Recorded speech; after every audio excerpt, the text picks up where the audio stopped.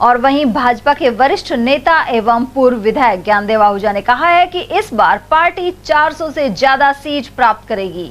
वहीं एनडीए स्पष्ट बहुमत के साथ केंद्र में सरकार बनाने जा रही है। आहूजा के अनुसार गर्मी के कारण मतदान प्रतिशत कम रहा है। उन्होंने यह भी कहा कि भाजपा को राम मंदिर निर्माण के अलावा धारा 370 समाप्त करने का फायदा मिल रहा है। साथ ही केंद्र और राज्य सरकार ने जनहित में उल्लेखनीय कार्य किए हैं। गर्मी के कारण और एक हवा जो बन गई है 4 जून 400 पार, अब की बात फिर मोदी सरकार, तो मोदी जी का, माननीय मोदी जी का जो समर्थक वोटर है वो आश्वस्त बैठा है कि मोदी जी दो ही रहे हैं। आप किसी भी कनॉट पैलेस पर या कहीं भी पत्रकारों के द्वारा जनता के सवाल जवाब में लोग एक ही बात कहते आएंगे तो मोदी जी।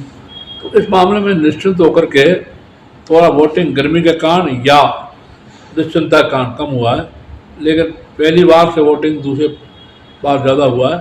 अब 5 जो बकाया वोटिंग की डेट्स हैं उनमें वोटिंग लगभग 2019 के बराबर हो जाएगी या ज़्यादा हो जाएगी।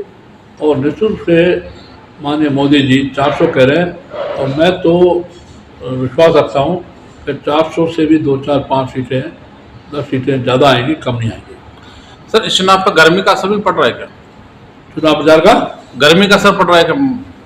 गर्मी का प्रभाव ये होता है कि जो शहरी वोटर, अब तो बिना गुजर भी शहरी हो गए, जो सर्विस में आ गए, जो क्लास सर्विस में आ गई या पढ़ी लिखी हो गई, वो वैश्य, ब्राह्मण, राजपूत और प्रशासी परिवारों की तरह से गर्मी से प्रभावित हो जाते हैं और पढ़े लिखा वोटर गर्मी में कम निकलता है, गांव का देहात का वोटर ज़्यादा निकलता है।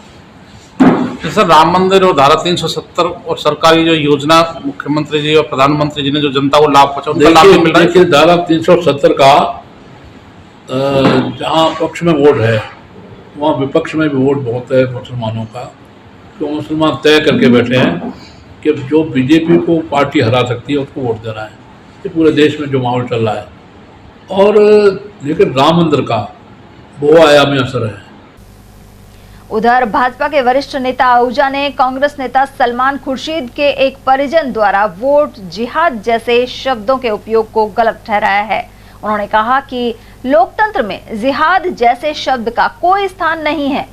कांग्रेस नेता सलमान खुर्शीद हैं, उन्होंने वोट जिहाद की बात कही है। हालांकि भतीजे ने जिहाद पे जितना वो बोलेंगे, जितना कट्टरता फैलाएंगे मुस्लिम नेता, उतना ही हिंदू एक होगा और हिंदू एक होकर के और ध्रुवीकरण के साथ एक पक्ष वोट करेगा, उसका लाभ हमको होगा, नुकसान नहीं होगा। ऐसा है कि वो जिस तरह के जुनूनी और जिहादी लोग हैं वो इस तरह की भाषा ही उपयोग करते हैं। माननीय मोदी जी के बारे में, मुसलमानों के बारे में कहा तो भी बहुत सलीके से, बहुत तरीके से कहा कि ओबीसी का जो नाम है और अनावश्यक रिजर्वेशन वो मेरे रहते हुए मुसलमानों को नहीं होने दूंगा। कारण क्या है कि ओबीसी जातियाँ, ST/SC जातियाँ, अति पिछड़ित जातियों को आरक्षण काट करके या उनका अधिकार छीन करके मुसलमानों को दिया जाए, ये माननीय मोदी जी ने बड़े सलीके और तरीके से कहा, लेकिन जिहादी तरीके से नहीं कहा, जैसा श्रीमान सलमान खुर्शीद साहब की भतीजे